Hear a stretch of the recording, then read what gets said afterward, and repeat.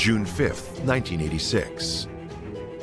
Bruce Nichol returns home from work to the small trailer home he shares with his wife, Stella Nichol.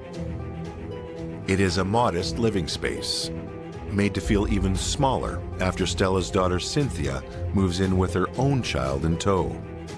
Not to mention Stella's aquarium hobby, which adds several fish to the mix.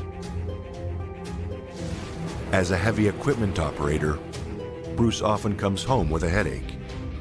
And today is no different.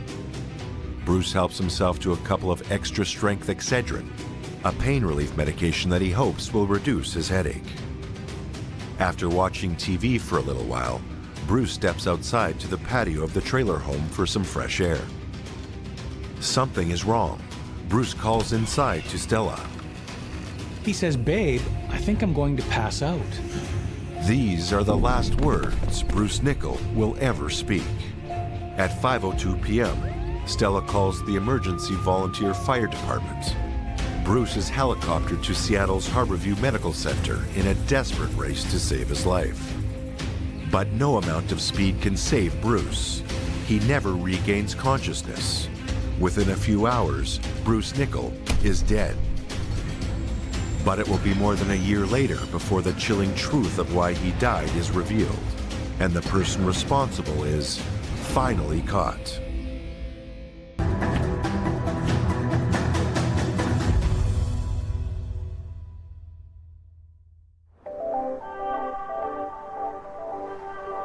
Auburn has a modest population, just shy of 90,000. A suburb of the Seattle metropolitan area, Auburn residents are proud of their city, especially its extensive park system.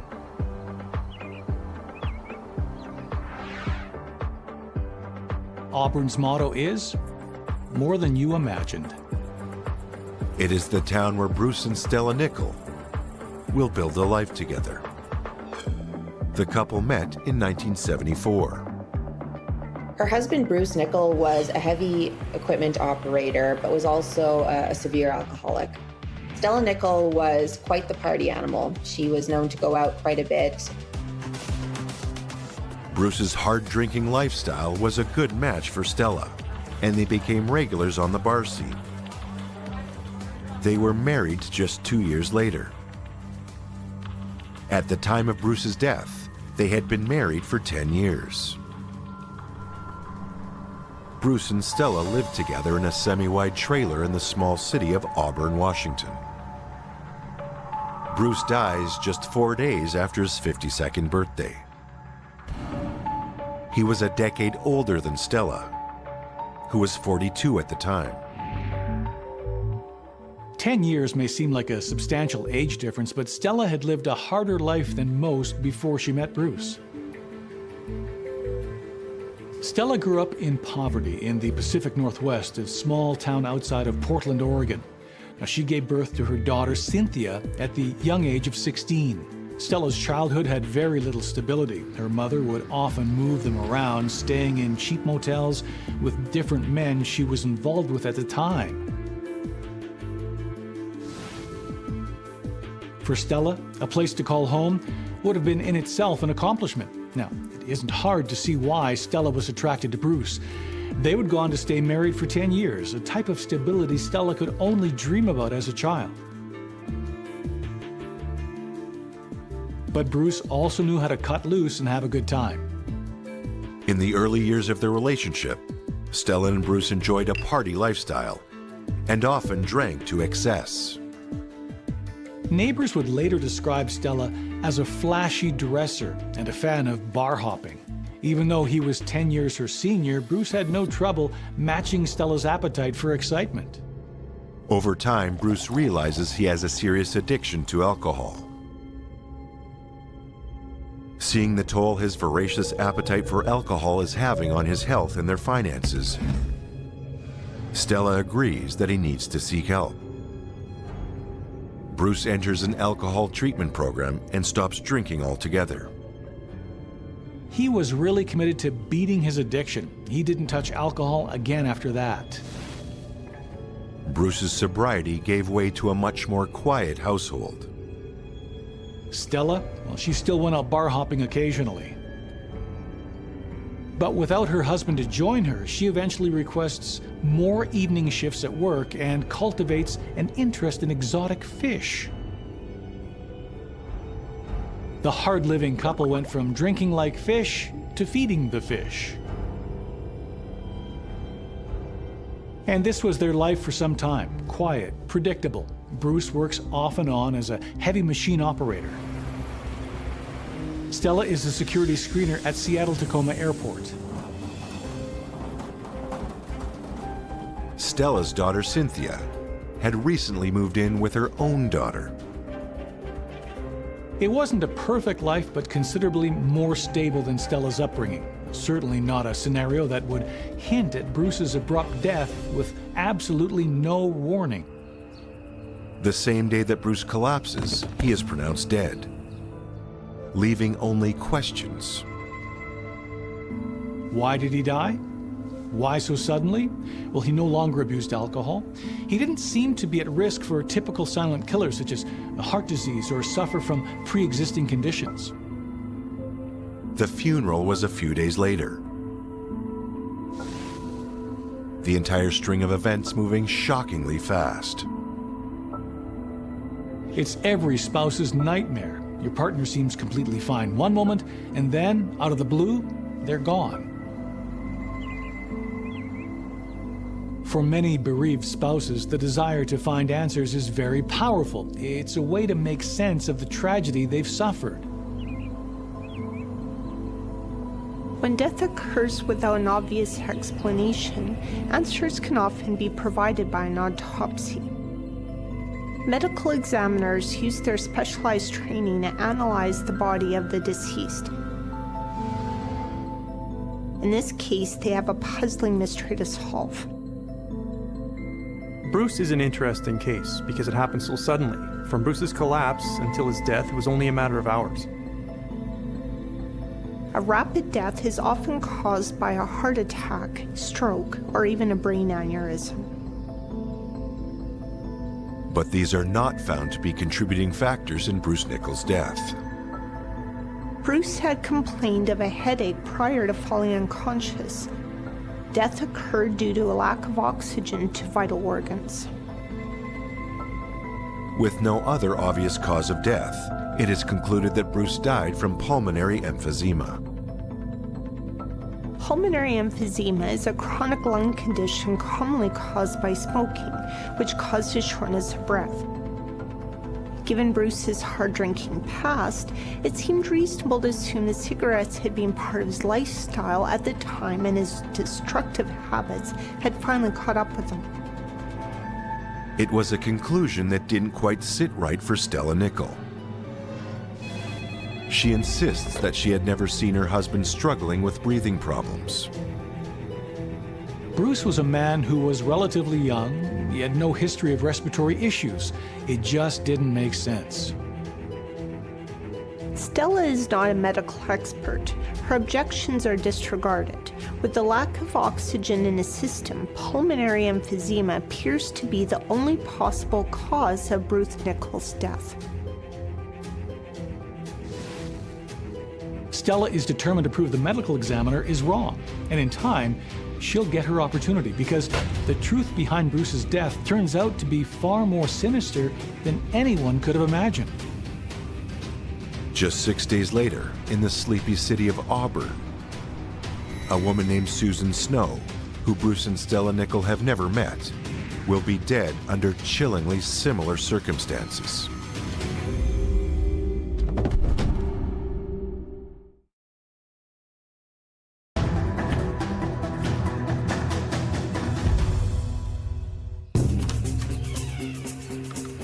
Bruce Nichol collapses outside his trailer home on June 5, 1986.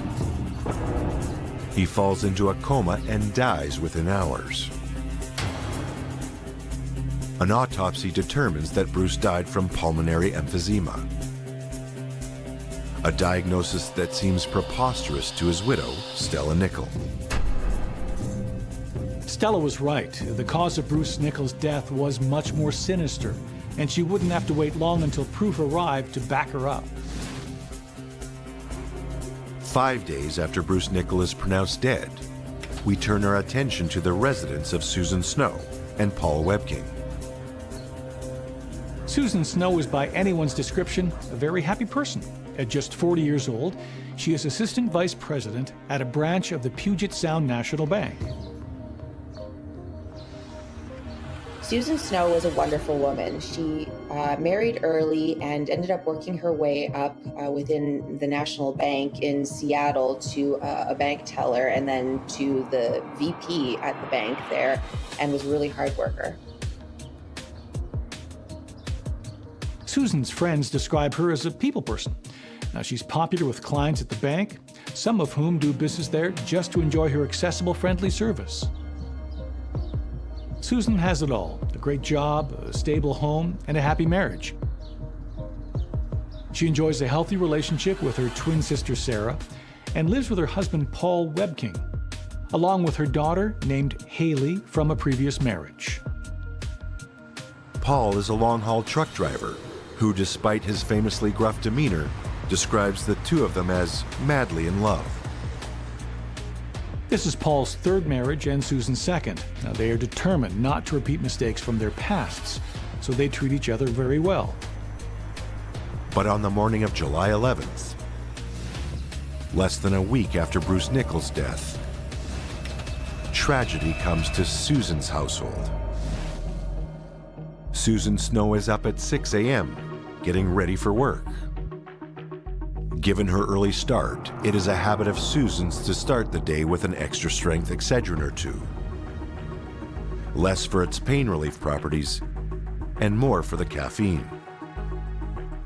Most of us think nothing of starting the day with a cup of coffee, a socially accepted source of caffeine.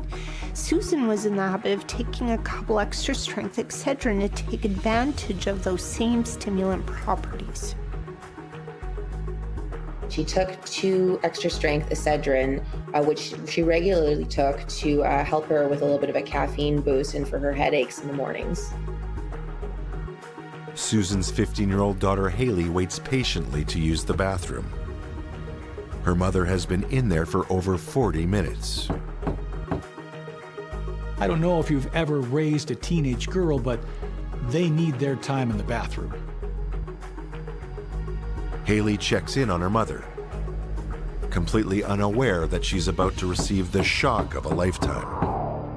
Haley discovers Susan's unconscious body. It's an unthinkably horrible situation for a child to go through. Susan Snow is only 40 years old, and by all accounts completely healthy. The last thing Haley would have expected was to find her mother on the floor, completely unresponsive. Haley described her mother's face as frozen in a look of terror, eyes rolled back and her fingers stiff and claw-like. Haley keeps her composure and finds a phone to call for help. Susan is rushed to a nearby Seattle area hospital. But despite Haley's quick actions, Susan falls into a coma. By noon, Susan Snow will be dead.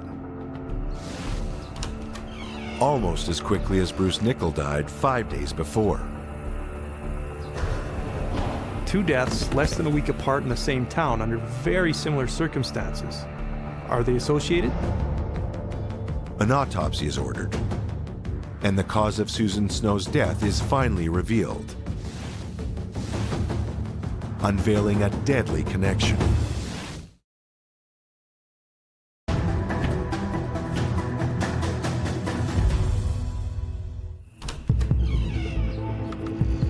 On June 5th, 1986, Bruce Nickell collapses on his trailer home's porch. He dies shortly after. Autopsy reports conclude that the cause of death was pulmonary emphysema. Across town 5 days later on June 11th, Susan Snow is discovered unconscious in her bathroom by her daughter Haley. She dies within hours. These are 2 healthy people, far from the age that you'd expect this kind of sudden, unexplained death to occur. Once again, it is up to the medical examiners to determine cause of death. Attending the procedure are medical examiner Dr. Corinne Fligner and assistant medical examiner Janet Miller. Organs need to be examined during an autopsy, and that means opening up the chest cavity. When they expose Mrs. Snow's chest cavity, Janet Miller detects a very distinct smell. Janet Miller is exposed to many odors during the course of a regular autopsy. But this time she notices the unmistakable scent of almonds.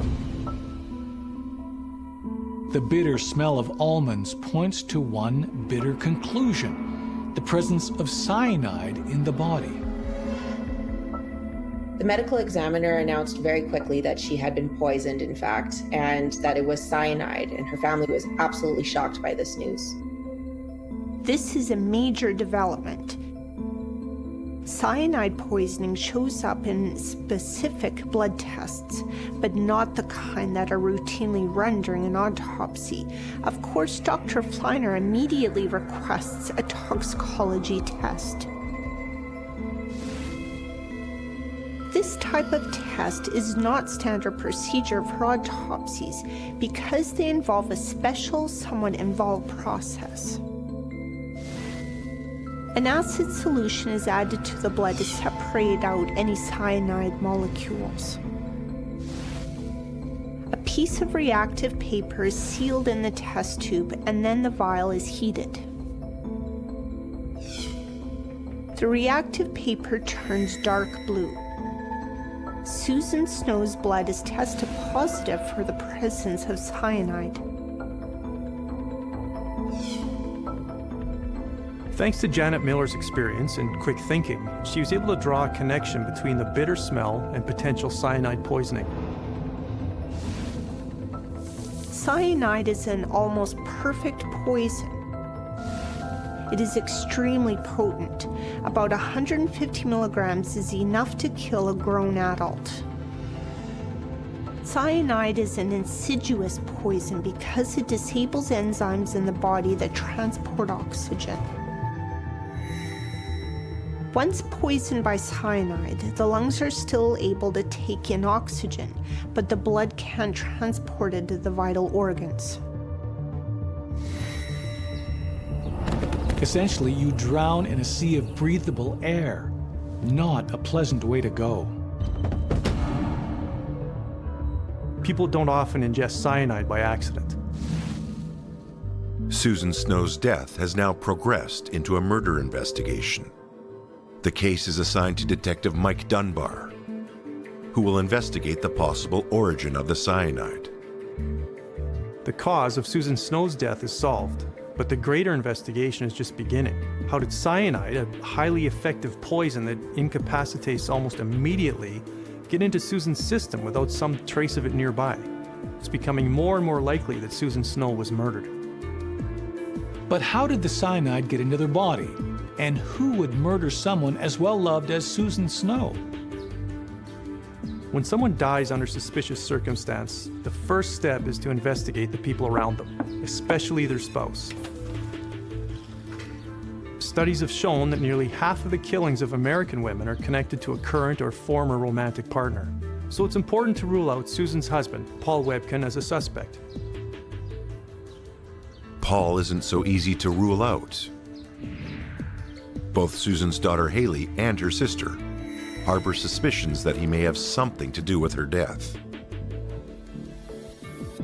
Haley would later tell investigators that she found Paul's reaction to Susan's death very odd. Inappropriate jokes, nervousness, a lack of strong emotions.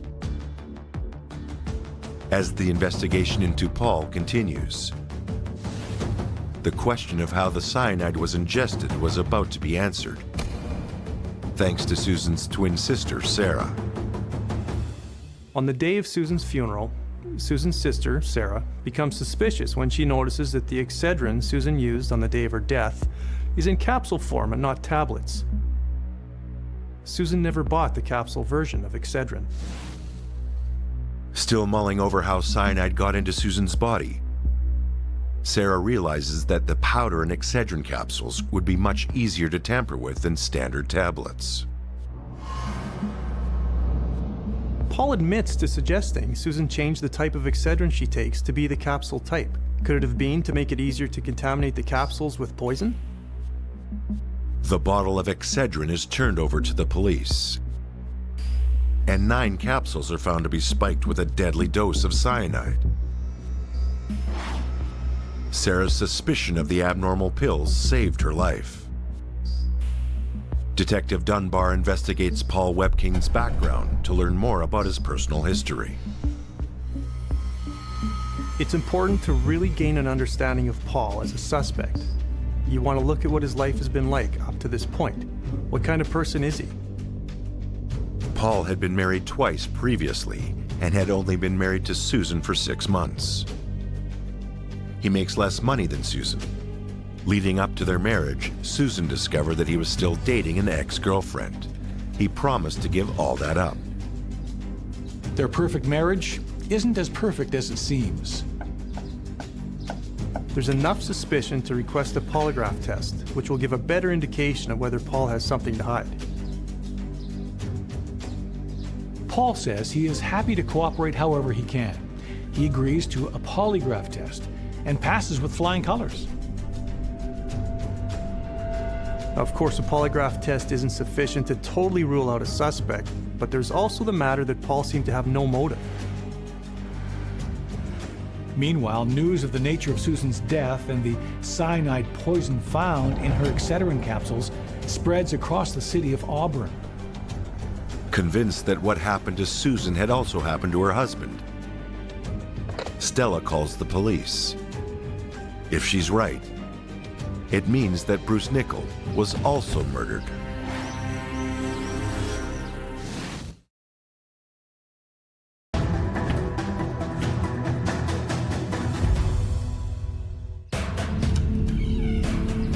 On June 5th, 1986, Bruce Nickell falls unconscious. Within hours, he is dead. The cause of death is cited as pulmonary emphysema. 5 days later, the same fate befalls Susan Snow. During the autopsy, Assistant Medical Examiner Janet Miller detects the distinct smell of almonds, a telltale sign of cyanide poisoning. Susan's sister Sarah becomes suspicious of Excedrin capsules at her sister's house and turns them over to the police. Testing finds that 9 of the pills are spiked with cyanide. Bruce Nickell's widow Stella is the first to spot the connection between the 2 cases. After watching a news report of Susan Snow's mysterious cyanide poisoning from a tainted bottle of extra-strength Excedrin pills, Stella calls the police and tells them she suspects her husband Bruce may have been poisoned in a similar fashion. Bruce Nickell's cause of death was disputed by Stella from the get-go. Pulmonary emphysema is a chronic condition, and Bruce never showed symptoms before he collapsed on their trailer's back porch. The pills from Bruce's bottle of Excedrin are tested for cyanide. Stella's assumption was right, as the cyanide-spiked capsules are found in the same bottle Bruce took from on the evening he died. Some of the pills within that package contained 3 times the lethal dose of cyanide within them. Previously, Paul Webkin was ruled out as a suspect after he passed the polygraph test with no issues. This new victim, completely unconnected to Paul, supports his innocence. If Bruce Nickell and Susan Snow are unconnected, perhaps these Excedrin capsules were randomly poisoned. Bruce and Susan could be just the beginning of a disturbing type of pharmaceutical terrorism. There might be dozens of other bottles out there that have been tampered with. It may be just a matter of time until more people start dying. This wasn't the first time someone poisoned bottles of painkillers with cyanide. In 1982, 7 people collapse as a result of poison added to Tylenol products made by the pharmaceutical company Johnson & Johnson. None of them survive. At the time, Johnson & Johnson were applauded for their swift response. They pulled 30 million bottles of Tylenol from store shelves at a cost of $100 million. They also offered a $100,000 reward for information leading to a capture of the persons responsible. Despite the strong financial motivator, the culprit was never caught, which begs the question. Are the deaths of Bruce Nichol and Susan Snow a repeat performance from the same sick criminal as the Tylenol poisonings? Or even worse, a copycat? Bristol Myers, the manufacturer of Excedrin, follow Johnson & Johnson's playbook from the Tylenol killings. They issue an immediate recall of extra-strength Excedrin from all store shelves. This is not a decision lightly made. We're talking millions of dollars. But with 2 people dead and who knows how many more to come, the drastic measure has to be taken. Recalling the tainted products is a good start, and a generous $300,000 reward for information leading to capture may prove useful, but it will be difficult to catch a murderer who picks their victims at random. But a surprising detail turned up in the analysis of the tainted pills produces a strange lead that would eventually crack the case wide open. The bottles recovered from Bruce and Susan's homes are sent to FBI labs for further testing. There, lab technicians noticed something strange mixed in with the cyanide powder.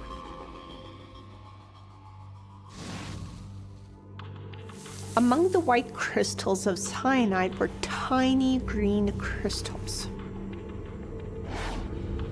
Using a device called a mass spectrometer, technicians are able to build a chemical profile for the green crystals. The green crystals are liquefied, then exposed to a beam of high-energy electrons, breaking the molecules down to their most basic components. Think of it as a fingerprint for a substance. Now, once the exact ratio of ingredients make up the sample, they can match it with other existing substances and products. 2 of the 4 substances found in the green crystal are ingredients commonly used in a product that destroys algae. Perhaps if you owned an aquarium and were committed to keeping it clean. Perhaps if you were Stella Nichol. An FBI chemist visits fish stores in the Auburn area and discovers a product called Algae Destroyer that perfectly matches the chemical fingerprint of the green crystals found mixed in with the cyanide. Local fish store owner Tom Noonan confirms that he had previously sold the Algae Destroyer to Stella Nichol. Not only does Tom tell the FBI that Stella bought Algae Destroyer, but she also bought so much of the stuff he had to make a special order just for her. Tom had also suggested Stella break up the tablets and crush them into powder to help them work better. It's very possible that Stella Nichol used the same tools or container to pulverize the cyanide as she did the Algae Destroyer.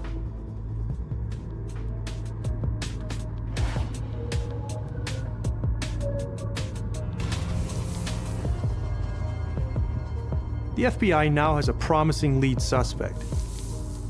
Strong evidence points towards Stella Nichol as the source of the cyanide-laced Excedrin. But there are still so many questions to answer. Why would Stella murder her own husband, not to mention a total stranger?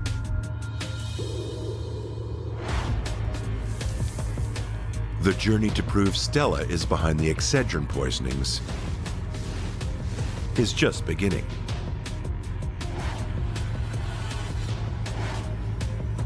To gather enough evidence to prosecute will require a tremendous amount of dedication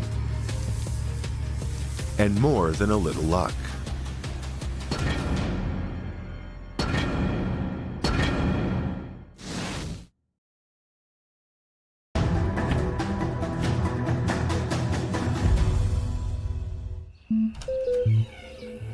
the early days of June 1986. Bruce Nickell and Susan Snow are poisoned just 6 days apart. A surprising link is found between their deaths. Capsules of extra-strength Excedrin, spiked with cyanide. Meanwhile, the FBI has uncovered a strong suspect in the poisonings. Green crystals found in the tainted Excedrin capsules point to an aquarium cleaning product called Algae Destroyer. The same brand that Stella Nickell, the widow of one of the victims, buys in large quantities at a local fish store. To build a case against Stella, investigators began to take a closer look at her checkered past. As it turns out, Stella doesn't just have a criminal record, but several. In 1968, she was convicted of fraud. In 1969, she was convicted of beating her daughter Cynthia with a curtain rod. In 1971, she received another fraud conviction for which she spent 6 months in prison.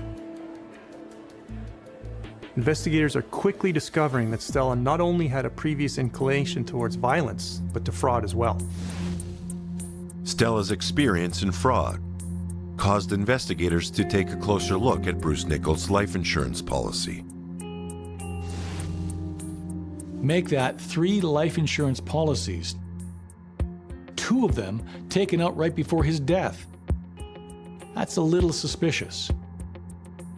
An expert in handwriting analysis finds that the signature on the policies does not match Bruce's handwriting. The analysis found several places in the signature that matched Stella's handwriting. We know that Stella is in a relationship where money is always a problem. Her dream to open an aquarium store seems farther away each day. You may be surprised how common it is for people to try to get rich off of life insurance scams. And because it's so common, when someone dies, looking into who stands to financially benefit is never a waste of time. And a life insurance policy can offer substantial financial motivation. Stella Nickell took out 2 policies using forged signatures extremely close to the victim's death. This makes Stella Nickell look extremely suspicious.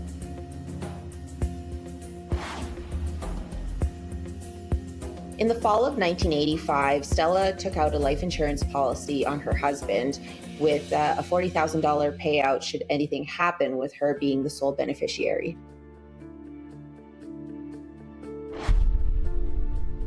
It's not easy to murder someone and make it look like an accident. Stella would need to learn a lot about poison to convincingly stage her husband's supposedly accidental death. After subpoenaing the Auburn Public Library,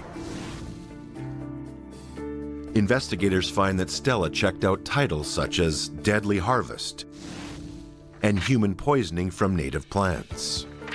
Additionally, 3 encyclopedia volumes in the C region of the alphabet were dusted for fingerprints, revealing Stella's fingerprints on the pages relating to cyanide, the poison used in the murders.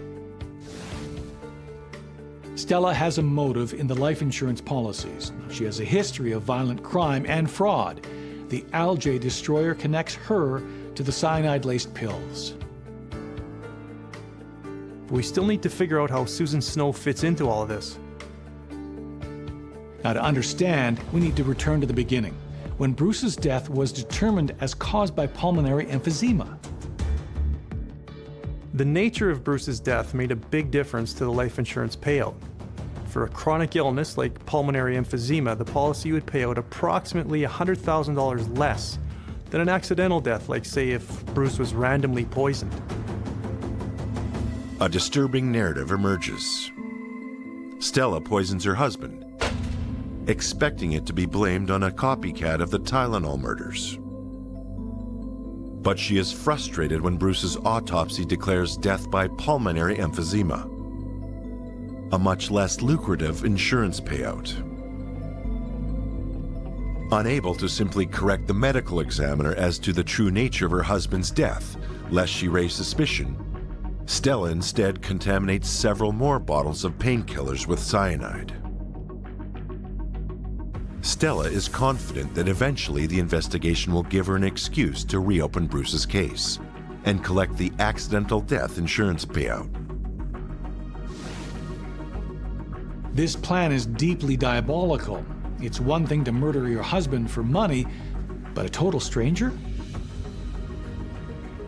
Worse, several total strangers could have died if Janet Miller hadn't caught a whiff of almonds during the autopsy. The net is closing around Stella, but investigators are concerned that the evidence is not strong enough to convict. This will culminate in a murder trial with a jury, and juries don't send people away for life lightly. The case needs to be airtight.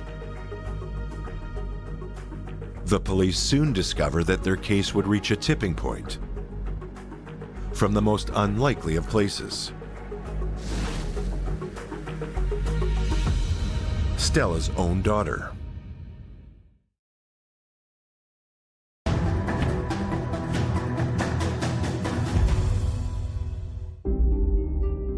Two people are dead from cyanide poisoning. Bruce Nichol and Susan Snow. An investigation into the murders has pointed toward Bruce's wife, Stella Nichol, as the mastermind behind the poisonings. Stella stood to lose $100,000 when her husband's death was ruled not accidental. She couldn't just admit that she had poisoned Bruce, so she tainted other painkiller products with cyanide. There's a lot of circumstantial evidence that Stella was the culprit behind these horrific poisonings. She had a financial motive. She took out books from the library specifically about poison. Green crystals found amongst the cyanide in the tainted capsules matched an aquarium product that she regularly used. A lucky break in the case occurs. Investigators are thrilled to discover that Stella's daughter, Cynthia, is willing to come forward and add information. It might have helped that Bristol Meyer had offered $300,000 for information leading to an arrest, but Cynthia maintains it was the right thing to do. Cynthia tells investigators that Stella is behind the cyanide-laced pills. Cynthia says that money was always a problem around the household. Stella and Bruce had defaulted on their payments on several occasions. A frustrated Stella would sometimes even talk about getting rid of Bruce. Cynthia assumed that her mother was just venting, but when Bruce Nichol and Susan Snow are confirmed poisoned, she's convinced her mother is responsible. Cynthia's interview is the final piece law enforcement officers need to place an arrest. This wasn't actually for altruistic reasons, because there was a $300,000 reward from the drug manufacturer asking for information about this issue with the tainted bottles. However, to this day, Cynthia has still not received the reward of $300,000. Stella is brought in for a polygraph test, which she fails. The existing evidence added to Cynthia's testimony gives the prosecution the tools they need to go to trial. On December 9th, 1987, Stella Nichol is indicted for 5 counts of product tampering. Stella had bought a whole bunch of packages of Excedrin and ended up opening them all and trying to add in cyanide to each of the pills to try to make it look as if they were the right package. However, it wasn't the work of an expert in this. There was broken seals, there was rip marks, and it wasn't perfect, but she was able to somehow slip them into various stores, one of the stores of which Susan Snow had actually purchased hers from. Stella's trial begins in April 1988. After 2.5 weeks, including 5 days of jury deliberation, the court finds Stella Nichol guilty of all charges. Ironically, Stella is the first person convicted under the Federal Anti-Tampering Act established after the Tylenol murders, which she had copied in her life insurance scam. On May 9th, 1988, Stella is brought before Judge William Dwyer for sentencing. She smiles the whole time like she doesn't have a care in the world. Her lawyer asks for mercy, arguing for a sentence that would allow for some hope. Even though the jury decides the verdict, the judge has a discretion in the specific punishment. Stella Nickel is found guilty of murdering 2 innocent people, one of whom she's never even met, for around $100,000. It's probably not going to be a light sentence. Judge Dwyer, citing crimes of exceptional callousness and cruelty, imposes a 90-year sentence. Stella Nickel concocted a diabolical plan that terrorized a whole community and shocked a nation. Her actions would cause sweeping reforms in how medication is packaged and exercise new legislation designed to keep people safe. Stella Nickel maintains her innocence to this day, claiming that her daughter Cynthia was motivated to lie by the eventual $250,000 reward. Now, unlike people, evidence doesn't lie.